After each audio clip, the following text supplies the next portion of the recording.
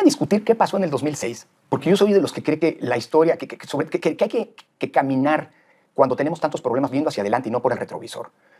Se menciona tanto el 2006 como si fuera la fuente de todos nuestros problemas. Y sin lugar a dudas, vuelvo a insistir, no nos debe volver a pasar como sociedad un 2006.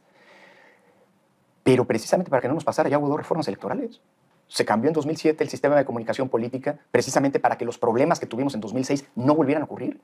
Se puso en la Constitución que los servidores públicos no podían intervenir en procesos electorales ni con recursos ni actuando para evitar las distorsiones en la equidad de la competencia, precisamente para que no nos pasara de 2006.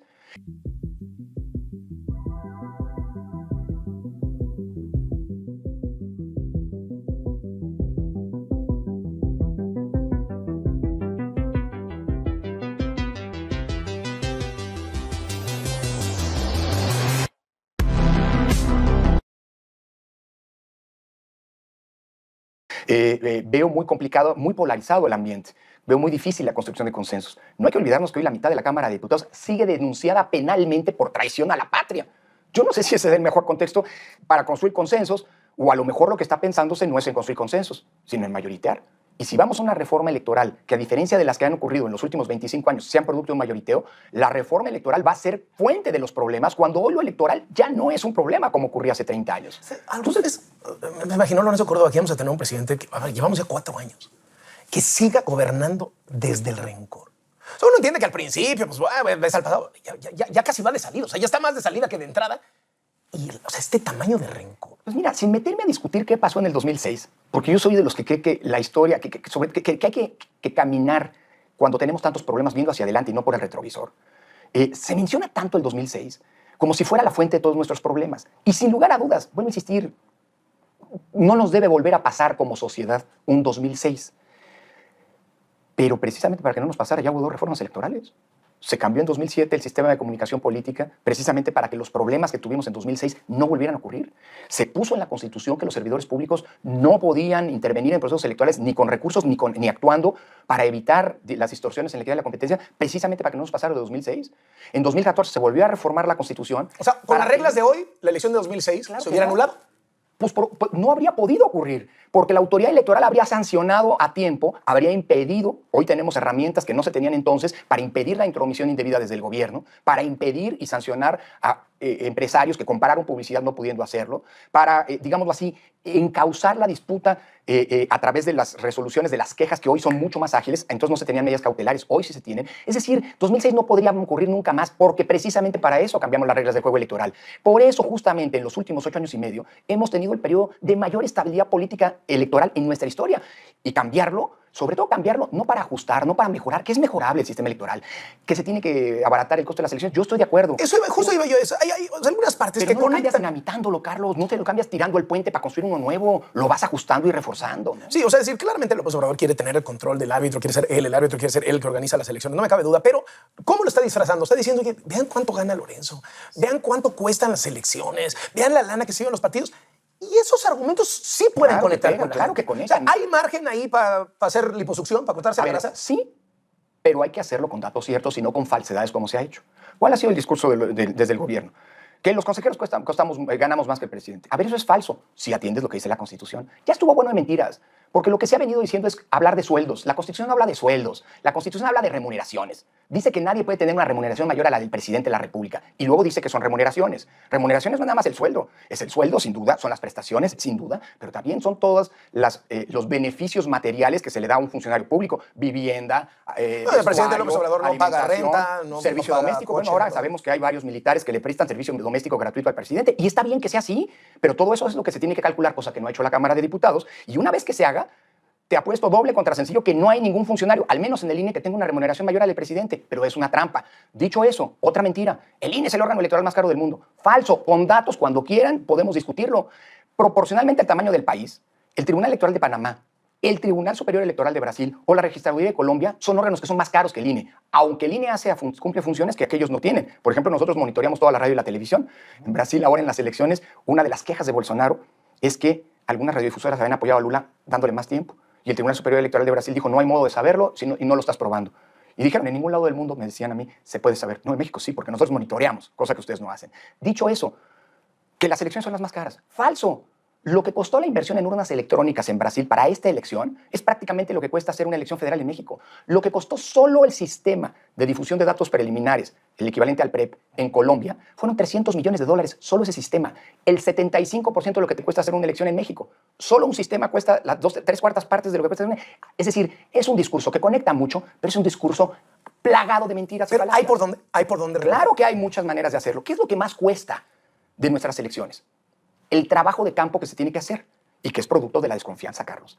En pocos países del mundo, a los funcionarios de las casillas se les sortea entre millones y millones de ciudadanos. El INE tiene que visitar a 13 millones de ciudadanos en sus casas cada vez que hay una elección. ¿Sabes lo que cuesta eso en un país tan grande como el nuestro? Bueno, y necesitamos, todo esto es para sacar de ahí 1,5 millones de funcionarios de mesa. ¿Por qué tenemos que visitar a 13 millones? Bueno, necesitamos más de 1,5 millones. Porque la desconfianza hizo que se tuviera que sortear y que fueran muchos, y entonces no vaya a ser que el INE vaya a poner a los funcionarios a modo. Y eso cuesta.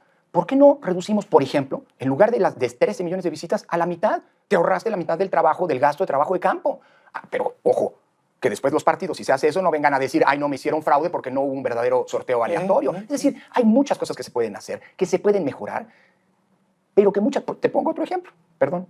En México, que por cierto, Pablo Gómez, ahora que lo mencionaba, siempre se queja de que en otros países se tienen los resultados en la noche y en México no. Falso, en México se tienen resultados la misma noche. Y ustedes se han dado cuenta, y son muy precisos. Son preliminares, eso sí. ¿Por qué? Porque el cómputo por ley empieza hasta el miércoles siguiente. En algún momento yo dije, oigan, ¿por qué no le hacemos como se hace en la Ciudad de México? Que en la noche misma de la elección, conforme van llegando los paquetes, se hace el cómputo legal. Así pasa en muchos países. ¿Sabes qué me contestó un funcionario? Era el representante entonces, luego fue diputado del partido gobernante. No, espérenos. Porque nos quitan esos 2 días para preparar nuestras impugnaciones.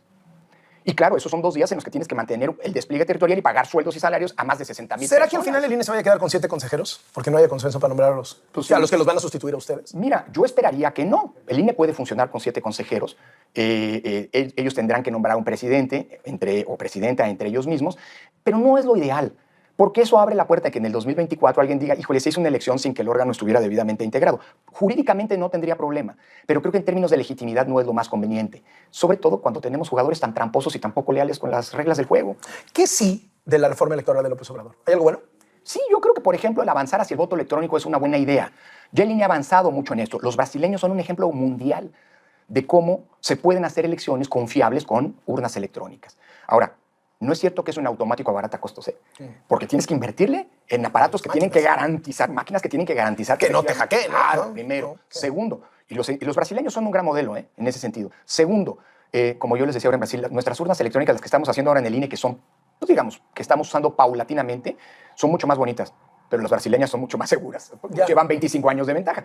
Ahora, tienes que pagar la actualización de las máquinas, tienes que pagar el mantenimiento, no las puedes meter a una bodega. O sea, tienes que actualizar los sistemas. Es decir, tampoco es que sea necesariamente más barato, pero sí es mucho más ágil. La gran ventaja es que los brasileños, un país de 157 millones de electores, a las 9 de la noche ya tenían los resultados definitivos de la elección.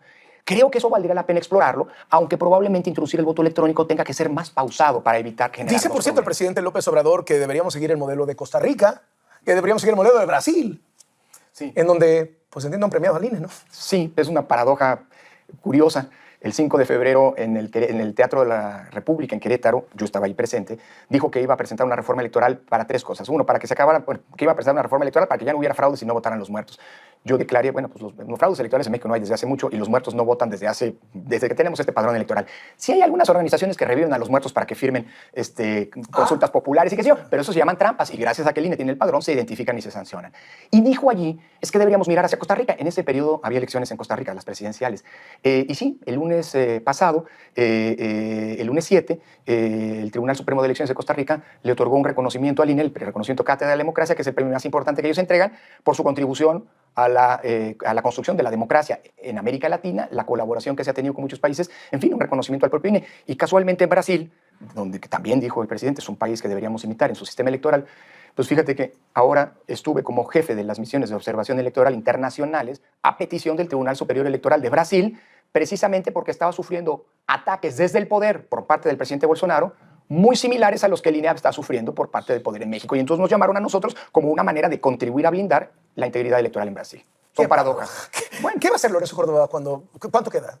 ¿4 meses? Un poco más de 4 meses, 149 días. 149 días. Eso dividido en mañaneras. 145 días. Bueno, eso sí. Bueno. Son como 12 años, ¿no? Pero no, ya. ¿Qué viene después? Bueno, a partir del 4 de abril yo me reincorporo a la Universidad Nacional Autónoma de México. Yo tengo una licencia como investigador del Instituto de Investigaciones Jurídicas. Me voy a seguir dedicando a las cuestiones electorales. El caso de México y el acoso, esta embestida en contra de las autoridades electorales y la resiliencia de las autoridades electorales están sirviendo como ejemplo en el mundo para poder generar las mejores prácticas y poder blindar a los órganos electorales frente a este fenómeno que está ocurriendo en muchos lados. Trump en Estados Unidos, Bolsonaro en Brasil, el caso mexicano. Así que, bueno, pues toca, Carlos, seguir defendiendo la democracia, seguir haciendo política no partidista en el mejor sentido.